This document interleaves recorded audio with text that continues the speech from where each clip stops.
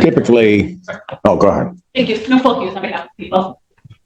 Good afternoon, Your Honor. For the record, my name is Jeffrey Bennett, paired with now Mr. Woodley, sitting to my right. Typically, the court doesn't publicly discuss, and I will apologize, Ms. Hughes, and I will allow certainly counsel to say what they want to say or need to say. The court doesn't discuss bench conferences, but I think under these circumstances, I'm going to certainly disclose that, unless Ms. Hughes, since it was your issue that you brought to the court, unless you have some strong objection to that. I have no objection. Thank you. The court has been informed that, so at least alleged, that the defense counsel has indicated that should this exam begin, that it may be his intent to grieve the elected prosecutor for pursuing this case. This is where the hearing takes a serious turn. The defense is accused of potentially threatening the prosecutor's professional license, and the judge immediately recognizes that this could interfere with the proceedings. But was this a legitimate ethical concern, or did the defense attorney cross the line? The court has some concerns with that. First and foremost, that posture in and of itself can have a chilling effect, not only on just proceedings and may be an attempt to interfere in these proceedings, which may in and of itself constitute a grievable offense, but also that this court, if that is indeed the allegation, would not proceed with a hearing that would require someone to then commit a grievable offense. And Ms. Hughes also disclosed to the court that she, in essence, went up her chain of command to seek their advice as to what she should do. It was ultimately said, I think, at one point to certainly bring it to the court's attention, which I think is appropriate since it's under. Mr. Bennett, I will ask you whether or not you believe, in this case, that the people in proceeding are committing a grievable offense. And if so, for you to state on the record what that offense is.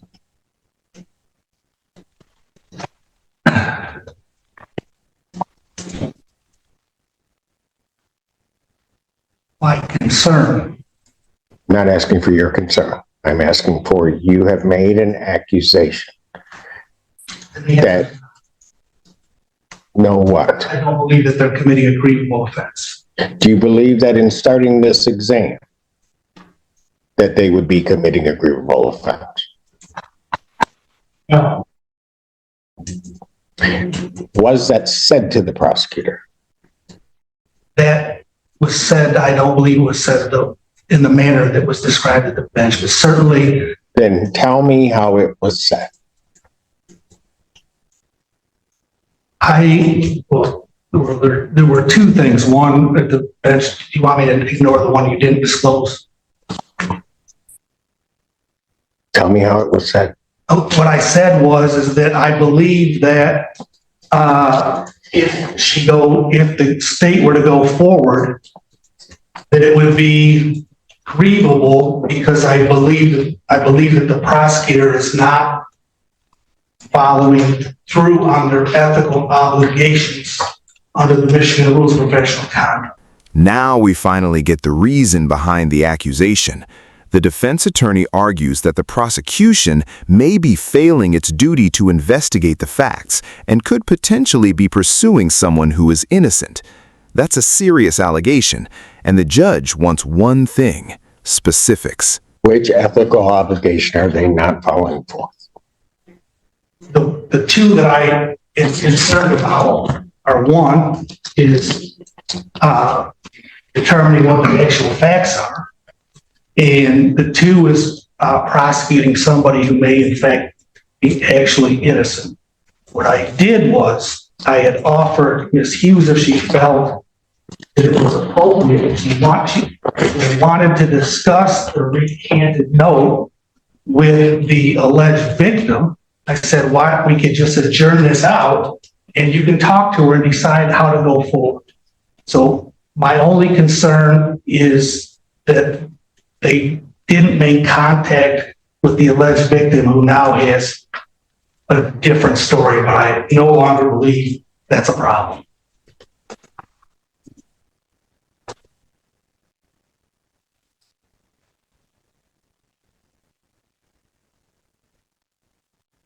Does that, even as you describe it, amount to something that is grievable?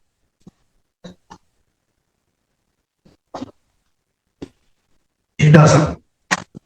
And why was it said? Because at the time I believed that it was grievous. What changed? Quite honestly, what changed is I wasn't aware at the time that they had the lay witness here.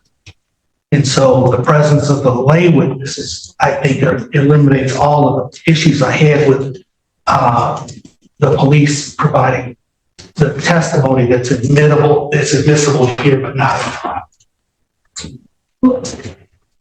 Ms. Hughes. I absolutely intend on proceeding pursuant to MCL 76827C. I have made no statements to Mr. Bennett about Ms. Potter being present. I don't think it is, because Ms. Potter is not present. Watch the judge here. Instead of letting the argument stay vague, she starts pressing for an explanation. The key question is simple. If the prosecution is relying on a statute and court rule, where exactly is the ethical violation? This is turning into a battle over legal procedure. Explain to me, Mr. Bennett, how that makes a difference.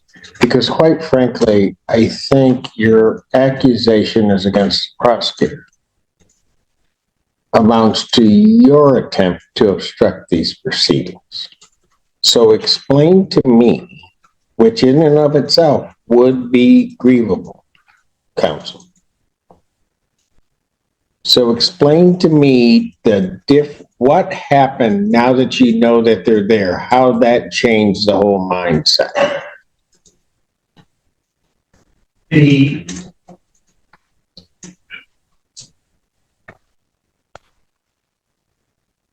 proceeding with statements that would exclusively be inadmissible at trial and going forward on those. These are confrontation clause issues. There's a statute which covers that. I understand that, Your Honor. My concern was it goes to circuit court on those statements, and now they can't proceed to trial. Because at that point, confrontation is going to attach at trial. So why would that be grievable? If they proceed pursuant to a statute promulgated in the state, as well as a court rule, which covers that, why would that be grievable at any point? My concern was not determining the facts of the case that they're going to present evidence in today. If they believe those facts that, but for a hearsay objection, would come in, that not at all goes to their determination of the facts. They may believe that to be the case. I understand. So how would that even come into play? Mr. Bennett, how does that even come into play?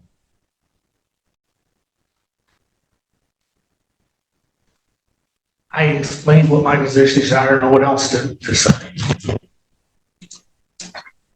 Okay, let me just say this. I don't care if somebody's on the defense. I don't care if somebody's on the prosecution side. It doesn't matter to me, especially between counts. And now the judge draws the line. Attorneys can aggressively defend their clients, but threatening another lawyer's career is a completely different matter. The judge is making it clear that courtroom advocacy does not give anyone permission to intimidate opposing counsel. No one is ever going to come into this courtroom and be intimidated in some way by some threat to their profession, particularly in proceeding with what is their obligation. It is Ms. Hughes's obligation to bring this case. It is your obligation to defend your client. She can't make threats to you to try to prevent you from proceeding to defend your client, or to do nothing if your client wishes that for you to do that as the defendant.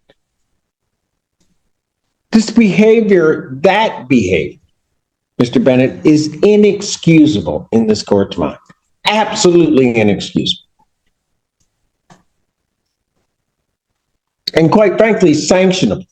Because you can't try to make somebody not do something by, quite frankly, as I'm listening to your explanation, are just absolutely unequivocally false threats to their livelihood. I don't believe that's what I was doing. What do you think you were doing? was trying to bring to Ms. Hughes' attention an issue that may or may not exist. She interpreted it as a threat, which I understand. I'm going to grieve your boss. And you. I did not. If you start this exam, she's supposed to take that as something that should be brought to her attention as opposed to a threat? We continued our discussion a second time where I was explaining where I was coming from. I did not say what I said in a very artful way. So You threatened a grievance for her proceeding. Am I wrong in that? I didn't consider that I threatened it. I was trying to bring an issue forward to this threat. She took it as a threat. What was she supposed to take it as?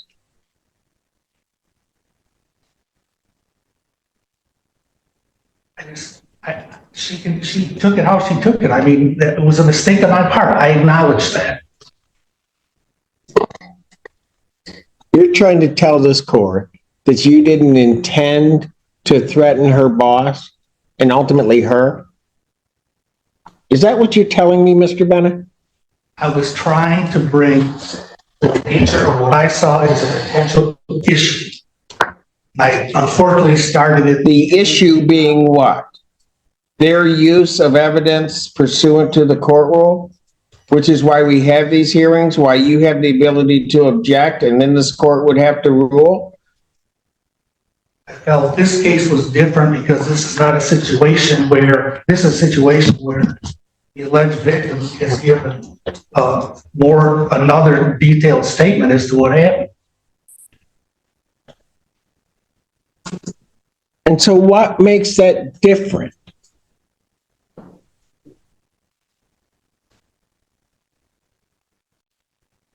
The duty to investigate the facts. How do you know they haven't?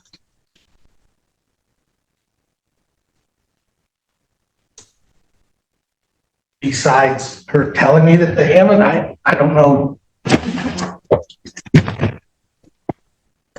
I don't know who the her is, but I've never told him the information. I've never told him about the many contacts that she's had with my office. I've never told him about, he's put on the record that she's been appearing at the hearings.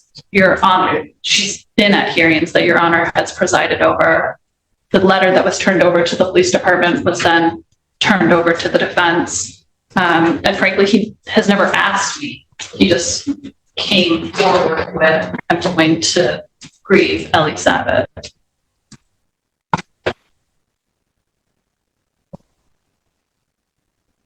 Mr. Bennett, I am very concerned. What was your intent on saying that? my intent in the. You know, I'm going to stop you right now because I'm going to tell you something. You need to be real careful because I may have to consider grieving you. I understand that, you know. And I don't think you want that. I certainly don't want that. So what I'm going to do is I'm going to take another about 10-minute break. And I'm going to come out and ask for your explanation before I decide. This may be the moment that changes everything. The judge warns Bennett that he's walking on real thin ice with his professional license. Suddenly, the attorney who was challenging the prosecutor is facing scrutiny over his own conduct. What would you do if the judge turned the same accusation back on you? On anything that I would do. But I will let you know, Mr. Bennett, with regard to what I've heard of the conduct here, you are walking on real thin ice, not just with me, but with your ticket to practice. Court's in recess. All rise. Back on the record in the case of the people, State of Michigan versus Whitley, counsel is present as well as the defendant.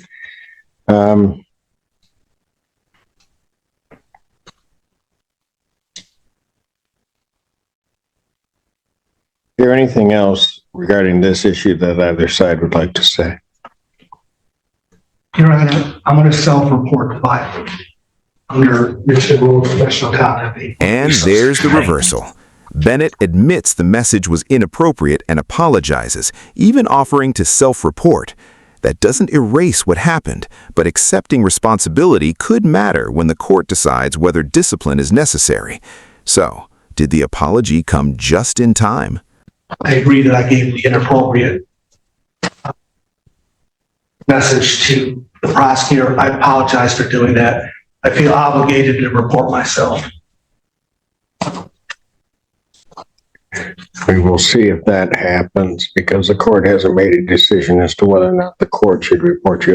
Mr. Bennett, I am going to tell you in all the years I've been here, counsel, and even when I was down in the trenches, counsels say things to each other, maybe not meaningful necessarily. They'll say things out of anger to each other.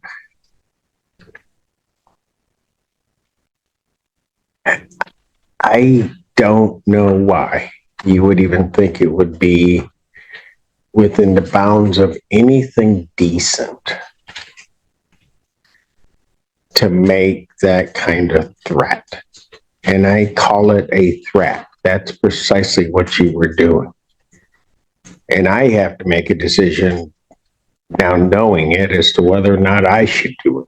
And I will make that decision. Ms. Hughes, and I'm going to apologize on behalf of the court for having to do this, but I think it's necessary given this turn of events. Would your lay witness, as well as I guess the officers, would they be available on July 1st at 10?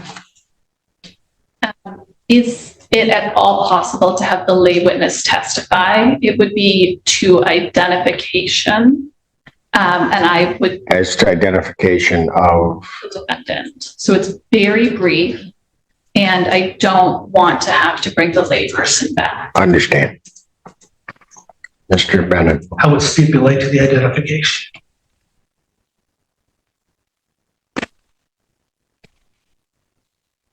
So you're stipulating that the person that is sitting beside you is James Whitley and that he was in a relationship with Jennifer Potter on April 27th, 2024.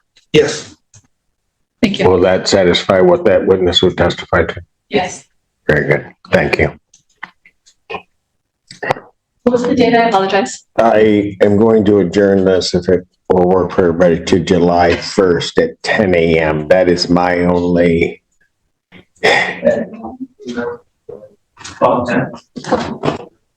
1st at 10 a.m. Had to point and deploy a taser. And that another officer had to point their pistol at a defendant. An eyewitness saw the defendant shove the victim while near the police station. An R&O causing injury that was so severe that the officer is actually seeking specialized medical treatment from an orthopedic surgeon. I didn't ask that, Ms. Gaines. I did not ask that. The stakes are already high. Multiple resisting and obstructing charges, an alleged domestic violence incident, and an officer reportedly injured. The defense is asking for fewer restrictions so he can work and attend school, but the prosecution is about to explain why they believe those restrictions are necessary. Yes, sir. Was the taser deployed? I just don't think she's going to do what anybody asked her to do. As to bond. Your Honor, we are just looking to address the condition of bond that requires that Mr. Hopkins be on house arrest. Prior to this matter, Mr. Hopkins was employed as a result of having the tether plates. No longer able to, in this case, he was no longer able to maintain that employment. He is hoping to be able to get new employment and is asking that the court consider a no go-to order, a no contact order, or anything of that nature. My client, Mr. Hopkins, also recently registered for the cybersecurity program. Text me that information. I tried to send the confirmation to Ms. Barroso so that she would be able to see it. It's my understanding that the classes are majority online, but that would be the only place that he would have to come in Washtenaw County. Otherwise, he's just asking for some order that would allow him to work and just not have that kind of contact. Response. Your Honor, the bond in this case was set at $5,000 cash or surety when we requested a $50,000 bond. In this case, the people are uncomfortable with him being out. This was an event, or a series of events that occurred where the defendant assaulted the victim at not one but two locations. An eyewitness saw the defendant shove the victim while near the police station. The police attempted to make contact with the defendant, and then he picked up, as a result of him resisting, picked up 5 counts of R&O against 4 different officers. One of those 5 counts is an R&O causing injury that was so severe that the officer is actually seeking specialized medical treatment from an orthopedic surgeon. At this point, That question from the judge says a lot. He's hearing allegations involving violence, multiple officers, and an injury, and he wants to know why the defendant was released under these conditions in the first place. At this point, the court clearly has serious concerns about public safety. So, hold on. There was a DV and then an officer injured. Why is he out? Your Honor, if I could address. Hold on. I'll let Ms. Barroso finish and then you can address it. I just had an intermediate question. Go ahead. So at this point, I don't think that a modification of bond removing him from being on house arrest is appropriate. We objected to a nominal bond of $5,000 when it was originally granted. At this point, I don't think that any further reduction is appropriate. A couple of things. First of all, Mr. Hopkins is here with his father. He is 20 years old. He has no prior criminal history. In reviewing the police report and the video, even the report references that the altercation, that the incidents that resulted in this charge, that there were. In which charge? I'll start with the domestic violence. That with those charges, that there was a more complicated situation. I believe the officer said, the report says something to the effect of, and this would also go to the property, that there had been physical altercations between the two of them, fighting between the two of them, and breaking of objects between the two of them. I believe that there's more to this than said. The allegations of the domestic violence are the one of the shoving, and also I believe of Mr. Hopkins taking his own computer back from the complainant. That's the second allegation of the domestic violence. And the resisting and obstructing is, the allegations are that Mr. Hopkins, not that Mr. Hopkins turned around and slammed someone or punched them or anything, that he pulled away. The allegation is the officer fell and that caused the injury. And then that officer fell, yes, as he pulled away. And then subsequently, 4 officers who were, some of whom just pulled up on the scene in the video, all ran after him. And that's where the resisting and obstructing comes. And he did, in fact, eventually stop. It was not, it's not as if he were in a vehicle and went miles or hours away. He did stop running, and he did, once they complied, once that occurred, there were no further incidents. So, Your Honor, I'm sorry, that is not the characterization of the RNO. The allegations include him punching 2 officers in the face, breaking free of their grasp, causing them to fall to the ground, twisting and seriously injuring an officer's finger. Now we have 2 very different versions of what happened. The defense describes a young man pulling away and eventually stopping, while the prosecution says officers were punched, an officer was seriously injured, and a taser had to be deployed. The judge has seen the video, so his questions here are extremely important. And then it went on for such a period of time that an officer had to point and deploy a taser. And that another officer had to point their pistol at a defendant. So at the defendant. So at this point, I don't think it was him passively. Your Honor, I had an opportunity to view the video. Well, you had an opportunity to view the video. Yes. Let me ask you this. Was a taser deployed? Your Honor, when I think that's either yes or no. Was a taser deployed? Your Honor, as soon as the officer saw him, she pointed the taser at him. This is not, as soon as she saw him, she pointed the taser at him. This is not a situation where he was running and pointed the taser. I didn't ask that, Ms. Gaines. I did not ask that. Yes, sir. Was the taser deployed? Yes, it was. Did an officer have to draw their weapon? I did not see that. I could not see that on the video.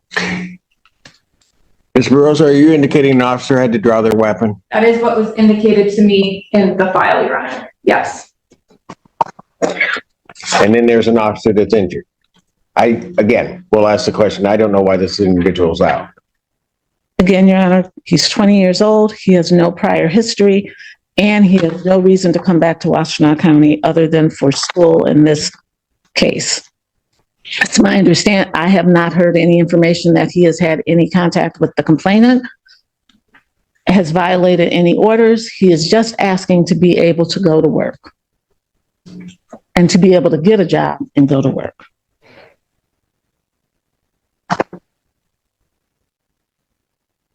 Your Honor, would you want to hear from Mr. Hopkins' father, who's present? I don't know what he could tell me at this point in time. I'm more worried about the bond as it originally is set. I don't. Does he have prior convictions for anything? No, Your Honor. That the original domestic was about. I mean, I'm trying to figure out, because I'll just tell you, I have some serious concerns that the judge isn't simply accepting either side's argument. He's trying to reconcile the evidence with the severity of the allegations. If several officers were present, why did the encounter escalate to a taser and a drawn firearm? That's exactly the question the judge is wrestling with. this escalated to a point that officers are having to deploy a taser, pull their weapon. There are clearly enough officers around to, in my opinion, have subdued this individual without having to do all of that. So something else is going on. And Your Honor, I also have, I mean, one's bad enough, but I have 2 counts of domestic violence. Again, Your Honor, one of them is him taking back his own computer. That's one of the allegations. And that's why I'm saying there were things that were happening before this. That's not to excuse his behavior. That is to say that there's broader context. My view of the video, initially there was 1 officer, then there were 2, and he ran from 2, but as he's running from those 2, there are cars, 4 and 5 cars are pulling up with sirens on an unarmed young man who clearly panicked. This is not someone who's had police involvement, who has a history of contact with law enforcement and the criminal justice system. Again, I'm not excusing, but I do think that there's more. I think there are more nuances to this than the prosecutor does. Well, explain some of those then. Because I've got a victim of a DV that's injured. She is not, the domestic violence person is not injured. It was the shove and the taking of there's no injury to her. Domestic violence are 2 misdemeanor counts. That is Felonies correct. here are 5 counts of Yeah, I see that. Are no causing injury. Maybe I misread that on the report, but Yes. the injury to the finger that's the officer. That's correct. Thank you.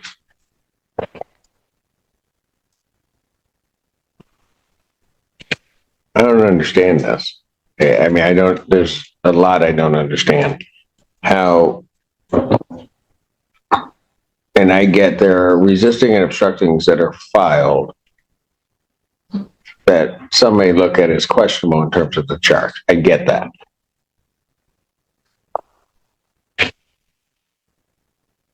But I'm also trying to figure out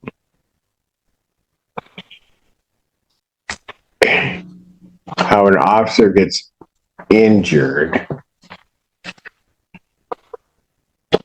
that there are punches to the face of officers. I mean, Ms. Gaines, I don't get it. I understand what you're saying, and I'm saying I did not see any punches to the face. This is the moment where the defense has to give the judge a concrete reason not to increase the bond.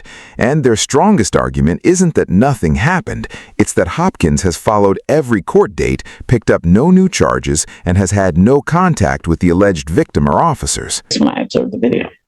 Tell you what, I'm certainly not changing any conditions. Can you explain to me one reason why I shouldn't raise his bond? Your Honor, he has appeared for every court date, and he has not picked up any new charges. He has not had any contact with the complainant on the domestic violence or any of the officers. My understanding from him is that he has only come to Washtenaw County for court. He does not even reside in this county. It does not appear he's a flight risk, nor that he is a danger to the community. He is here with his father. He has come to every court date, and he's highly responsive to my calls and texts. And absent the no offer in this matter, we'd be looking to resolve it. Anything else from the people? No, Your Honor. You know what? And the final decision is a middle ground. The judge refuses to loosen the bond conditions, but he also refuses to increase the bond right now. He openly says he's concerned enough that he might have raised it, but leaves the issue for the judge handling the preliminary examination. Do you think the judge got the balance right? I'm not changing his condition in the bond. I'm not at this juncture going to up his bond either, although of rights I should. Of rights, I don't think he should be out around tethered or not, given that behavior. I'll let Judge Perry deal with that after she hears the preliminary examination. Bond will continue. Motion for bond reduction or changing condition is denied. Thank you. Water Assistant Public Defender on behalf of Ms. Lathan. Ma'am, would you state your name for the record, please? I'm not Ms. Lathan, I'm principal. I am J. Ruth Bay, card holder and principal of Jade Lathan. Your Honor, I did attempt. Mr. Overwater, while she's given that, is this the person that you know to be the individual named in the complaint? Things escalate immediately. The judge is making it clear that identity isn't something a defendant can redefine in the middle of a criminal proceeding. If the court cannot establish who is standing before it, the judge can take steps to verify that identity. And now, the defense attorney is raising a completely different issue: competency.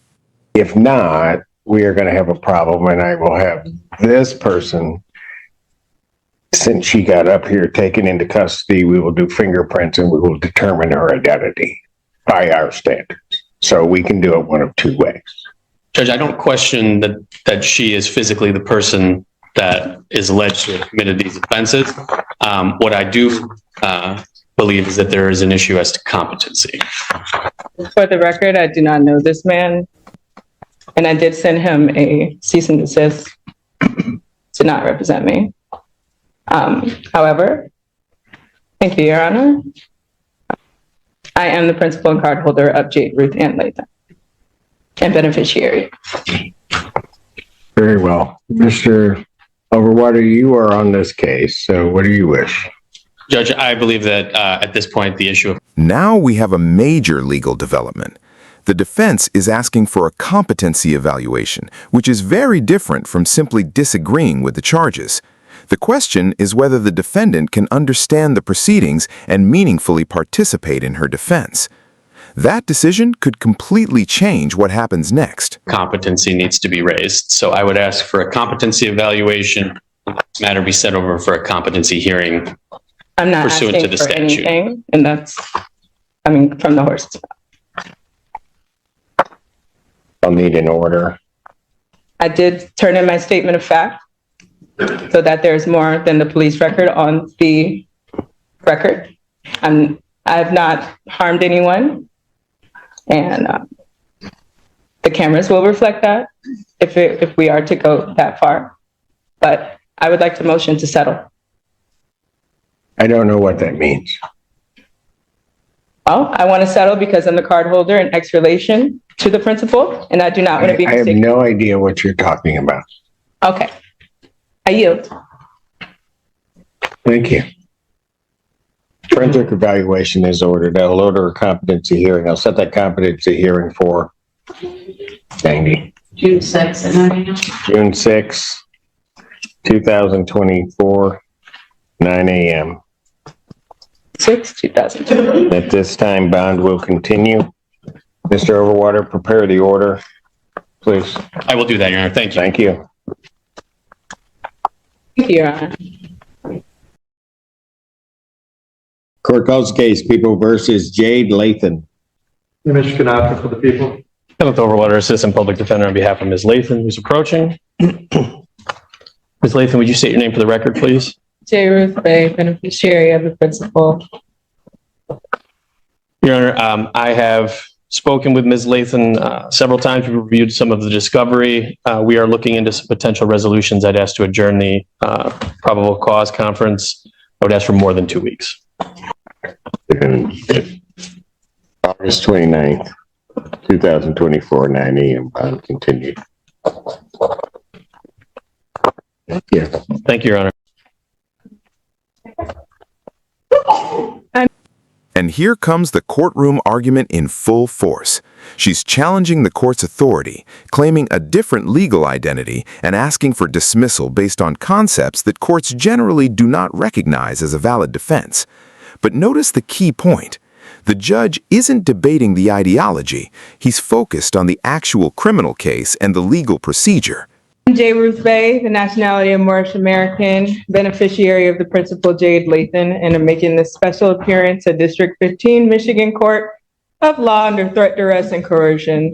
I'm asking the prosecutor to dismiss this case on the grounds that there is no injured party. Plus, I have the right to a speedy trial, and this is the 5th time I've made an appearance for this in the case of this case in the court of law since February 2024 for the arraignment, since the arraignment when the Ann Arbor Police Department apprehended me unlawfully and kidnapped me, forcing me to take fingerprinting and a mugshot when I am not a criminal. Officers Morgan Parker 15400 and AA Condolis 02002 claimed I fit a so-called description and also violently attacked me and produced a false police report against my person.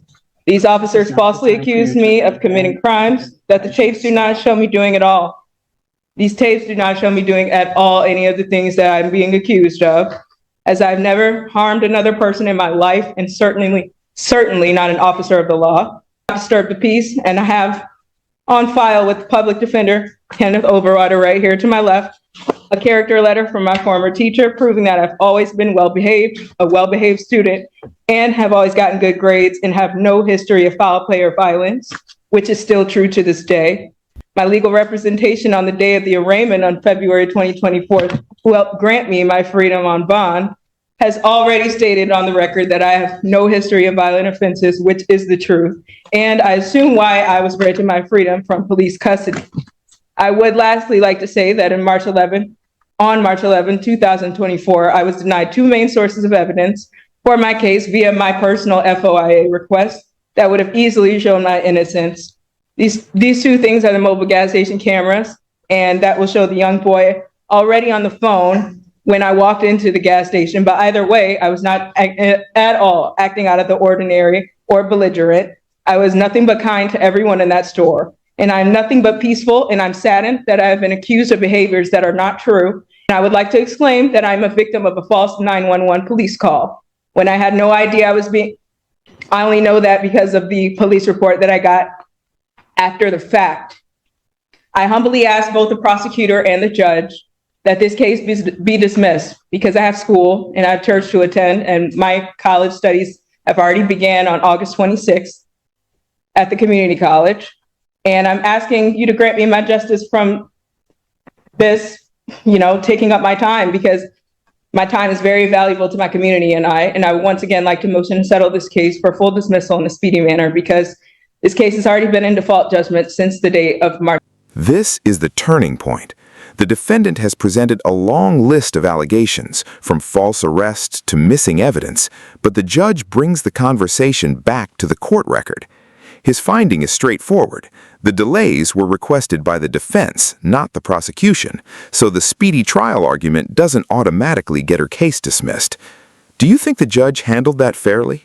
March 7, 2024, and I yield. All right, so that we know that the review of the court's file, I've heard everything that the defendant has said. Court's review of the file, that none of the requests to adjourn were at the request of the people. It was always at the request of the defense in terms of any delay in these proceedings. Secondly, I do not need a response from the people. If I consider that a motion to dismiss, that motion to dismiss is denied. Where do we need to go now, Mr. Overwater? Just be asking for an adjournment of the probable cause conference. Any objection from the people? No, Your Honor, I have offered a misdemeanor offer of 1 count of intent resisting obstructing the police. I'll leave that offer open to the next CCC. September 19th, 2024, 9 a.m. In this matter, thank you. Thank you, Your Honor.